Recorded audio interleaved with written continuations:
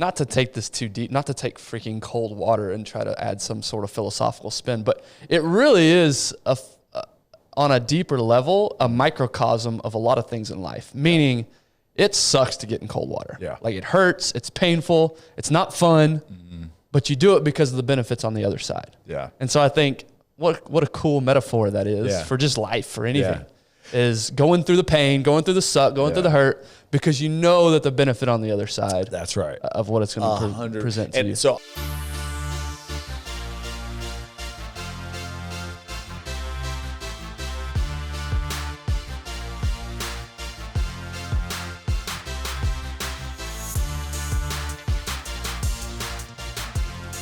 welcome to the Tyler Klutz podcast. thank you for joining. You have a lot of other choices out there. I really appreciate you choosing to join me on my podcast. Oh, man, I wish it was called the Tyler Klutz podcast. It'd be a much better name than One Shot. But no, seriously, welcome. If you're new here, first of all, thank you for joining us. Unsure how you found us, but glad that you did. You have stumbled upon our Wednesday roundtable, and we started implementing these roundtables actually pretty recently. And the reason being is we talk a lot about mental performance and performing well and you know, inspiring stories. But the truth is you can't perform unless your body is physically ready to perform. That's right. So this Wednesday roundtable is geared towards physical performance. How can we get our bodies right so that we are able to perform? Yeah, mentally? and also, too, I think an element of this is that we recognize that in America, you know, we have a system built around people not being well, right? Because there's no money in being healthy. I mean, there's a whole fitness industry, right? There's all that. So I'm not going to say there's not, but the healthcare system is not about being fit and well. And, you know, we're talking about free energy the last couple of weeks. Yeah. It's not popular because, you know, can't make money off it. Yeah, you can't make money off it. So we want to help fill that gap and help people just, when you talk about physical performance, that's just getting your body ready to perform at an optimal level. And we're not saying, hey, so you can go, you know, run a 100-meter dash, or you can go, you know, run a marathon or power lift, you know, power clean 360 pounds. We're just talking about just like getting your body ready to perform. Right. Yeah, there was a time in my life when I was very interested in elite performers. Yeah. People that are performing at the highest level. And that still interests me. But now as I get older, start having kids, the performance I'm really after now is just having the energy to play with my two boys. Yeah.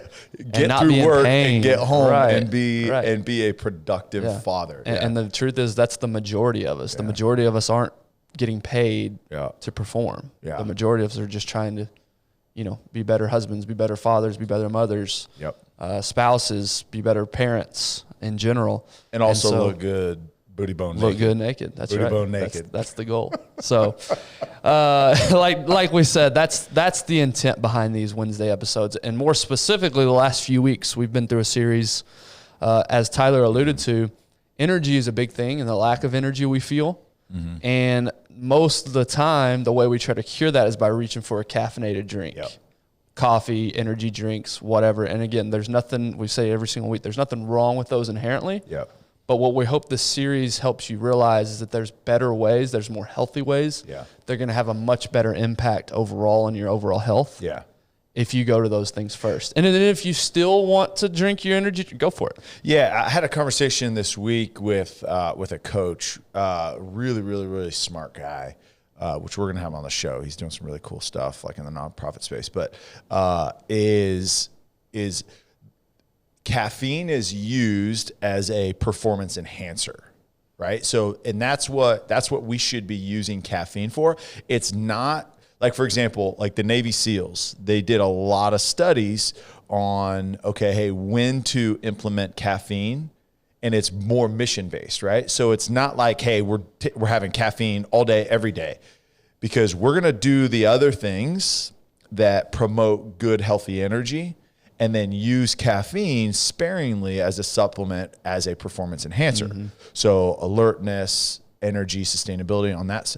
But again, if you're reaching for caffeine as your everyday, all day, this is going to get me through the day, there's what we're talking about. We're talking about the foundation and the overall wellness of your mind, of your body, so that, okay, hey, if I've got a big presentation, or hey, I've got a really long day, use the caffeine as a supplement, right, to enhance your performance. That's right. And so week 1 and week 2 kind of went hand in hand. It was about getting outside and getting your vitamin D, and more specifically getting outside in nature and just the benefits of nature. Last week we talked about hydration and drinking more water, because again, dude, it's insane. We both see it every single day, how difference. little water people drink. And we thought that was something that I always took it for granted. Yeah. But you realize how many people, the lack of water. So those 3 things are great. They make you feel good. There's not a lot of pain associated with doing those 3 things. You just get out there and you go and or you drink, you add a couple extra glasses. Like, you're not going to get a lot of pushback from people. Yeah. It's still hard to do. Yeah. But those are fairly simple changes to make. The one we're going to talk about today, not quite as simple. And we're going to get some pushback, because today's topic is all about cold water therapy and cold water immersion. And I think, not to take this too deep, not to take freaking cold water and try to add some sort of philosophical spin, but it really is on a deeper level, a microcosm of a lot of things in life. Meaning, it sucks to get in cold water. Yeah. Like, it hurts, it's painful, it's not fun, but you do it because of the benefits on the other side. Yeah. And so I think what a cool metaphor that is for just life, for anything. Is going through the pain, going through the suck, going through the hurt, because you know that the benefit on the other side. That's right. Of what it's going to present to you. So I spent my entire life like doing ice baths, right? Because that's what helped me recover. Look, there's science on both sides. Like, you can go find the science that says, it doesn't necessarily reduce inflammation. It doesn't do all the things that you said. It did. It did for me, whether it was placebo or not. Ice baths worked when I was playing, right? Now I'm done, and we just finished digging a hole and putting water in our backyard, putting water in it, and it's been done for 2 weeks, and I haven't gotten into it because it's too cold. And it's like gotten soft. It's like 70 degrees, right? And I used to be in like 36 degree ice baths for like 25 minutes. Right. And it's like, ooh, no way. It's way too cold. That's actually a topic for another day, is mental toughness is a perishable skill. Yes. It is. You have to stick with it. It is not like riding a bike. Right. Like, you constantly have to feed that animal. Right. That's for right. sure. So that's what we want to talk about today, is just the benefits of cold water immersion and why it's so good for you. Again, like Tyler said, some of the science is controversial, whether it works or whether it doesn't. So I do want to caveat with all of these that the science is maybe not definitive on a lot of these, but there are some studies that support each one of these things. And specifically, there's 7 benefits. I do want to caveat as well that none of this should be taken as medical advice. We are not doctors. Consult your physician. Before you do this, please consult your physician. We don't want to be liable for anybody who jumps into cold water and has a heart attack. So please consult your physician before you do anything that we're about to suggest. But before we get there, we have some breaking news. Da-na-na, da-na-na. Dave, you might want to put some breaking news noise in here. So it's been a long-running joke on this podcast for a while now that I have the widest disease deficiency known to man, which is vitamin D deficiency, which is ironic because we just went through like I said, you need vitamin D. 2 episodes of why you need vitamin D. Well, I'm proud to report that I'm not just talking about it, I'm living it and I'm being about it. So I just had my most recent physical and blood work done. And I have good news to report on the vitamin D front. I am no longer deficient in vitamin D. What percentile are you in? You know, when you're kids, you're like, oh yeah, he's in the 100th percentile in height. Yeah. And what percentile are you Well, let me dive in a little bit. So they say the standard range for a healthy vitamin D level is 30 to 100 nanograms per milliliter, which I don't really know how to contextualize that, to be honest with you. That seems like a big range. Yeah. But if you fall anywhere 30 to 100, you're in the good range. So in October 2020, which was the pandemic, I guess. We were in the heart of the pandemic, I guess. My levels were 20 Okay. nanograms per milliliter. So I was below that 30 Yeah. minimum. And we talked about this. Again, this has been a running joke. Yeah. And so what I started doing was number one, I started doing what we talked about a few weeks ago. I started getting outside at least 15 minutes a day, most days of the week. And unless I just absolutely can't help it, I'm outside. Yeah. Tyler made fun of me because I used to go on walks on my lunch break to get that vitamin D, to get that 15 minutes. And then I also started supplementing with the D3 supplement. Yeah. Specifically, I use the Jocko version. It's Jocko Vitamin D3. Yeah. And it's been great. You just take one little capsule. It's 5,000 IUs a day. Mm-hmm. I'm sure there's a lot of great supplements out there. Don't take that as gospel. Yeah. Find one that you like or that's good for you. And so again, like I said, I went and got my blood work done. So April 8th, 2022, I am now at 46 nanograms per milliliter.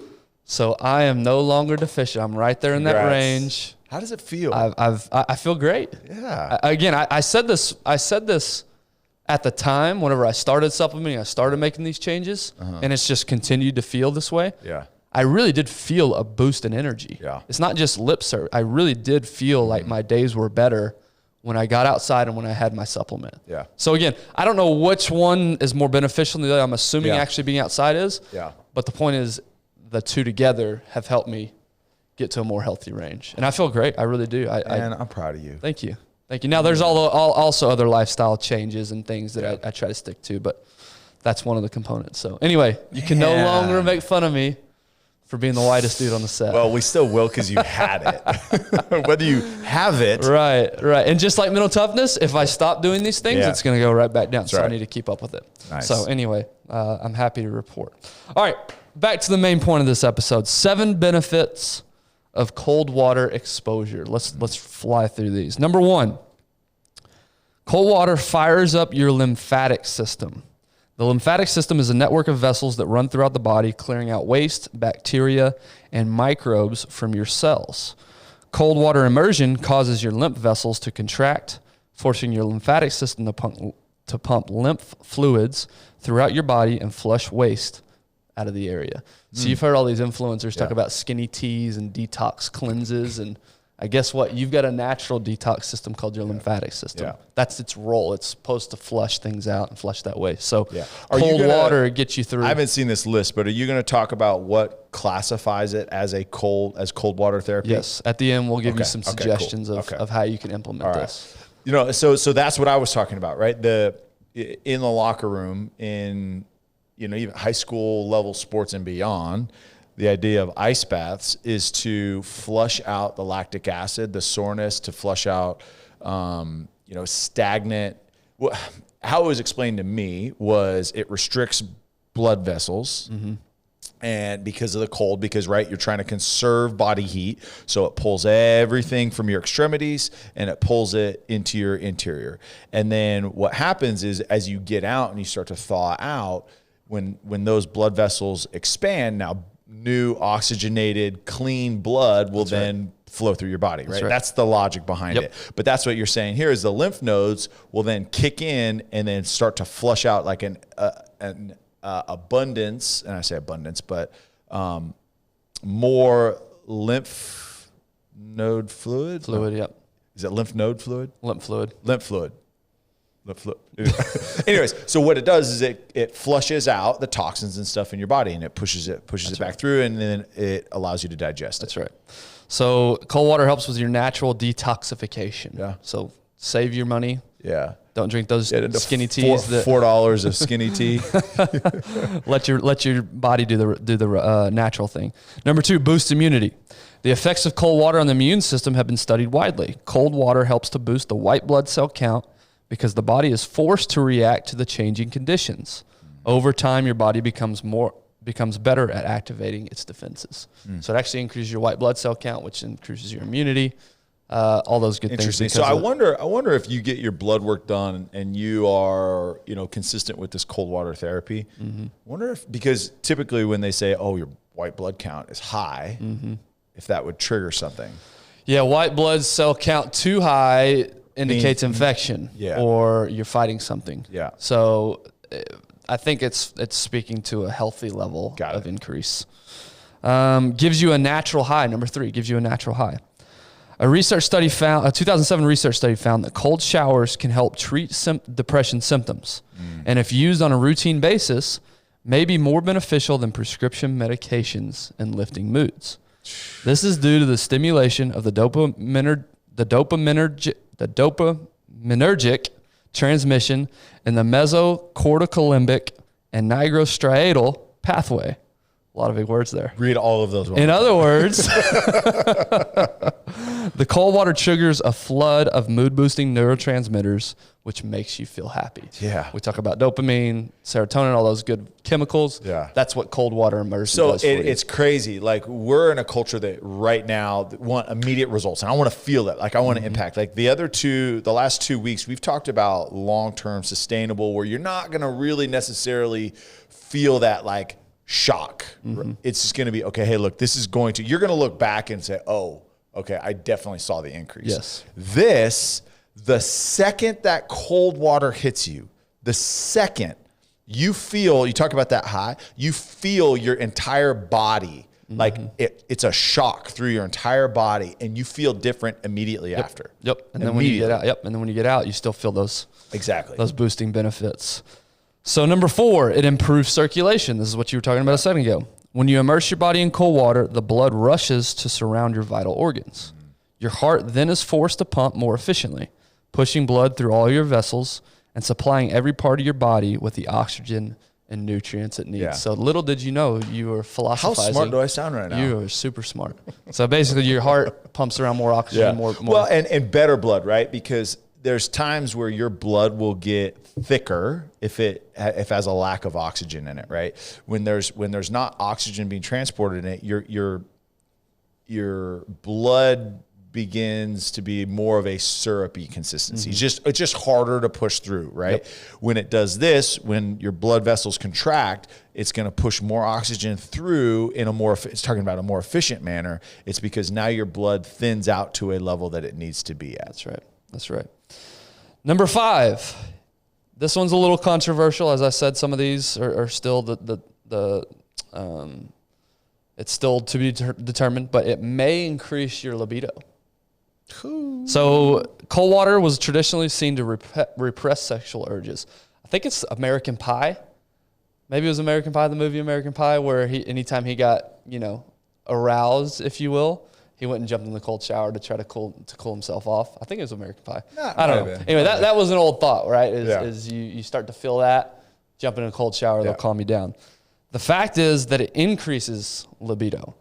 A dip in some cold water boosts estrogen and testosterone production, adding an edge to fertility and libido. So interesting, very, very interesting. I'm not going to make any more jokes about that, but what it does do, so guys out there is, there's a big thing right now about like testosterone supplementation, and here's a way that you can increase your testosterone levels, because I think across the board, I would say that we are probably low on testosterone in males. Oh, for sure. Because of diet, because of lifestyles, and I was one of those too. I was low. But this is a way that you can increase that production. Yes, libido I think is a benefit of it, but let's just talk about the impacts of testosterone as a whole. Right? Now we're talking about increased muscle growth. We're talking about increased sex drive. We're talking about just fertility. Yep. I mean, all of those things. Yeah, you think, oh, cold water. Oh, it's cold. Is it cold? But it obviously it's one of those things that, hey, something to think about before you go supplement, before you go, put a synthetic supplement into your body. Maybe let's try something like this first. Absolutely. Number 6, again, Tyler referred to this earlier, less muscle soreness. Although researchers are debating the details, studies indicate that athletes who soak in cold water for short periods after exercise have less muscle soreness later on. You talked about used to get in cold. I was religious about cold tubs after practice. Oh my gosh. Every single practice, especially in the summertime, I like looked was in the forward cold to tub. it. Yes. It was like, I cannot wait. And that was the most packed room in the training facility. Yep. Was the cold tub. I got a question for you. Were you a booty guy or did you go bare feet? I'd mixed it in. I did both. Yeah, I had to do booties. Yeah. For sure. When we're talking about booties, there are these little like wetsuit material things that you put over your toes because that's the hardest part. That's the hardest part is the toes. Is when the toes. But we had a limited supply, so sometimes you just had to go in without it. Yeah. And you just had to. If the Cowboys had a limited supply, I'm sure Abilene Christian had a limited supply. We just took Saran wrap and wrapped our toes. I'm not joking. Actually, I believe that. Sometimes. Yeah, I believe that. This is typically better done after a cardio session or intense practice and not necessarily best after a weight training session. Right. If you're trying to build muscle, the cold water can actually potentially inhibit that repair of those muscles. Interesting. So, and again, if you want more on that particular aspect of it, I encourage you to go listen to Dr. Andrew Huberman. Okay. He's got the Huberman Lab podcast. And he actually just went over all this and why it's a better idea after cardio as opposed to weight training. So I'll let him, an expert, speak more onto that. But that's just something to keep in mind if that's what you're going to do. And then number 7, our final reason here. And this one's a little bit more anecdotal from personal experience. It increases mental toughness. Yes. And the reason I say that is because, like I said earlier, it's easier to get outside and walk out in the sunlight and get out in nature. It's easier to add a few extra glasses of water. Yeah. It's really hard to jump into ice cold, freezing water. Yeah. It really is. It's one of those, I know that I don't want to do it, but I have to muster up the courage to do it anyways. That's right. And it's doing something that is uncomfortable, that is challenging, that is painful, knowing that on the other side of it, the benefits are going to outweigh the uncomfortable feeling that's associated with doing it really quick. Because once you get in, it's one of those deals, right? It's that initial shock. It's the anticipation. It's the when you're standing on the side of a pool and it's like, that first time I jump in, and then once you're in, it's fine. It's the same concept. But it's training yourself to do the uncomfortable things. There's a reason that the 75 Hard program, that it's in phase 2, that a part of the system is you have to do a cold shower every day. Yep. And more so, if you do it in the morning, the last thing you want to do when you get out of bed is to get into a cold shower. Yes. But that is what will start your day, increase energy throughout the day more than anything else, because that will get you up and that'll get you going. I mean, how many of us just like, okay, get out of bed, we go through our routine, we grab our cup of coffee, we get in the car, and we're not even awake yet when we get to work or wherever we're going. Yeah, I know the morning routine has been bastardized and taken, and everybody's, this is my morning routine. What are the successful morning routines? But it truly is important to set up your day, to have some sort of system in place. Instead of, like Tyler said, get out of bed, shower, shave, get your coffee, head to work, and then you're still spending the first 30 minutes there waking up. Yeah. But these morning routines and a cold shower can be part of that. So that's the 7 reasons why cold water therapy is beneficial. So if you're somebody sitting here listening, you haven't done it before, and you're sitting there, okay, all right, you guys convinced me. I'm with you. These sound great. I want this in my life. Now, how do you do it? How do you implement this? So the hardcore way is how we've talked about. If you have access to a cold tub, or if you want to make your own cold tub at home, you get water into a bathtub and then pour ice in the bathtub. That's the hardcore way, right? So you jump in there 10 to 15 minutes, whatever you want to submerge. Some people go all the way up to their neck. Yeah. That's hardcore. That is. Right? And if you have access to that and you want to do that, good for you. Good for you. Go for it. The less hardcore way, and something I've actually implemented into my daily routine, and you just referenced it, is cold showers. And I actually have been doing this for over a year now.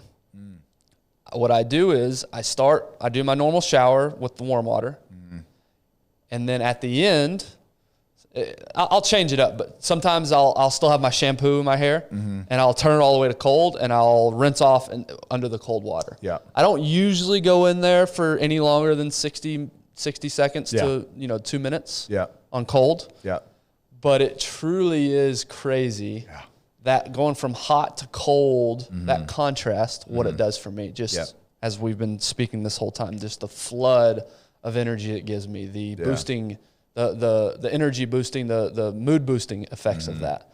And so that's how I've implemented this. Yeah. No, I don't jump into a ice cold tub for 10 minutes a day, but I just crank that water as cold as it'll go, and I stand in there for 60 seconds to 2 minutes, and it really has made a huge. And that's how I start my day. To your point, it sucks. I don't look forward. In fact, every single day I have to make the conscious choice to actually do it, and that's part of the reason I start with it warm, because it feels good. Yeah. And then it's almost like a small victory every day when I flip it to cold. Yeah. And I say, I'm going to do this anyway. It sucks, but I'm going to do it anyway. Our CEO, she talks a lot about, eat the frog. That's right. First thing in the day. Yep. Do the hardest thing that you're going to do, get it done, knock it out of the way. And this is not necessarily the hardest thing you got to do during the day, but this is the start to it. And this is what can help you continue that. Like with that mindset, it's all right. Waking up, all right, I know that I just want to stay in bed, so it was a victory getting out of bed. There's a whole make your bed kind of thing. Okay, get that done, whatever. And then it's like, okay, now I'm going to get in. Now I'm going to get the momentum for the day rolling. It's very simple. It doesn't take any extra time because you're there. You're going to be doing stuff anyways. And then get this cold shower because, okay, now I feel like I can accomplish so much more today because I've already done something that is very difficult. It really is crazy what it does for me. And does it last? I mean, am I at 6 p.m. and I'm still feeling, no. But for the first hour or two of the day, I'm feeling that rush of energy. So I highly, highly recommend. Again, it sucks. It's not fun. It's hard to buy into this. But I highly could not recommend more finishing your shower, at least finishing your shower with cold water. That's right. Do you do it? I need it. I have not done it. And so I do it sporadically. I'll do like maybe once a month or something. Now, right now, as it's getting warmer, like I was out in the yard all weekend. Right. So I came in and got it. It's easy to do then. That's when it's tough. That's the hard part is it's like, okay, it feels good, so I do it. No. You need to do it when it doesn't feel good. Yeah, December, January, it sucks. Yeah. It's not fun. Especially it's really because hard. the water is actually colder. Right. It really is. And then when you get out, you're still cold. So again, it's not pleasant. Yeah. But I'm telling you, if you can get through it, it's 5 minutes of pain. That's all it is. Just try it. And again, we're not asking you to do the ice bath deal. Now, if you do, I would suggest that. Like, say you have a really hard, long workout, and you're really like, oh my gosh, I just am sore. Like, I need something. Like, I would highly recommend going and getting like 2 or 3 20-pound bags of ice at the store. Fill up your bathtub, sit in it. Go chest deep. Like, I would highly recommend you doing that. But first, the cold showers, there's going to be an immediate benefit on multiple. We talk about 7 benefits here. Yep. And I could argue that there's probably 2 or 3 more. Oh, for sure. Yeah. But I think just try it. Try to be consistent. See if you can do it for a week. Yeah. 1 week straight, and then be very conscious of how you feel. Like take note of, okay, how did I feel in the morning on this day? How did I feel? Like, journal it. Just write it down. I'm not saying like go write a big long journal about it, but just like say, hey, okay, I actually felt great. Because here's what I would bet a decent amount of money, not all of the money, but a decent amount of money, is that you're not going to look back and say, oh, I felt worse because of it. Yeah, that I was just about to say, coming from personal experience, you play it up in your head way worse than it's going to be. Just like a lot of things. Yeah. You think it's going to be horrible. Yeah. And it's not fun. Yeah. But it's not as bad as you play it up in your head. And I never once regret doing it. I never sit there and think, man, I wish I hadn't done that. I'm always glad that I made that choice. And again, it's a choice. Yeah. It's not like I'm on autopilot yet, even though I do it every day. It's there's still that moment when the water's warm where I'm thinking, I don't need to do it today. I'm good. And that's when I flip. As soon as that thought comes into my head, that's when I flip the cord. So I don't want to ruminate. That's a good point. Listen to that voice thought. in your head when the second that you feel like, nah, I don't want to do it, that's when you do it. Right. That's your trigger. That's the gun firing at the starting line. Like, okay, boom, I don't want to do it. Boom, turn it cold. Yeah, if you can get really good at listening to that voice and taking immediate action when that voice comes, because it does come. Yeah. If you can get really good at taking immediate action, that's when you can separate yourself. So anyway, hopefully that helps you guys. Yeah. Again, we know the first 3 weeks were more fun to talk about. Today, not so much, but I promise you, you'll love the benefits if you can start implementing. Yeah. Like Tyler said, just try it for a week. Yeah. It's never going to become completely routine where you're just never going to think about it. Yeah. But it does get easier over time, Yeah. and it's not as bad as you played it Yeah. up in your head. So And here's get the deal: yourself is into I cold think water. that you can do something challenging. You can do anything challenging for 30 seconds. Yes. Agreed. And I will say 30 seconds under the cold water, it takes a long time. It's a long 30 seconds. It feels like a long 30 seconds. So get yourself under cold water. Hopefully, like I said, hopefully this helps you guys. We appreciate you for listening. Yeah. We know, I haven't said this in a while, but seriously, from the bottom of our hearts, time is our most precious resource. Yeah. And the fact that you guys give us 30 minutes, an hour of your time really does mean a lot to us, and we really appreciate you for that. So thank you for subscribing. Thank you for sharing. That's how you can help us grow this show, is by sharing with your friends, text it to a buddy, share it on your Instagram or your TikTok, wherever. That's how you guys can help us, and we appreciate you so much for doing that. Hope you guys have a great rest of the day, and we will catch you tomorrow.